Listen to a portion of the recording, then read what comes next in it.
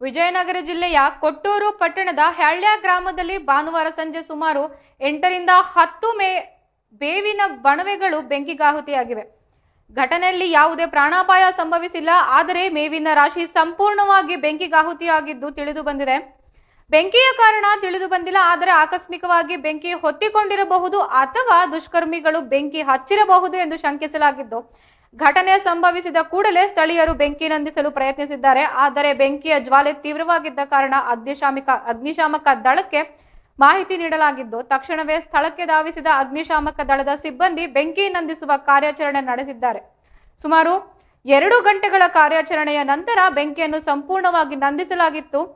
ಮೇವಿನ ಬಣವೆಗಳು ವಾಸಸ್ಥಳದ ಸಮೀಪದಲ್ಲಿದ್ದ ಕಾರಣ ಸ್ಥಳೀಯರು ಆತಂಕಗೊಳಗಾಗಿದ್ದು, ಅದೃಷ್ಟವಶಾತ್ ಯಾವುದೇ ಪ್ರಾಣಹಾನಿ ಅಥವಾ ಆಸ್ತಿ ನಷ್ಟ ಸಂಭವಿಸಿಲ್ಲ.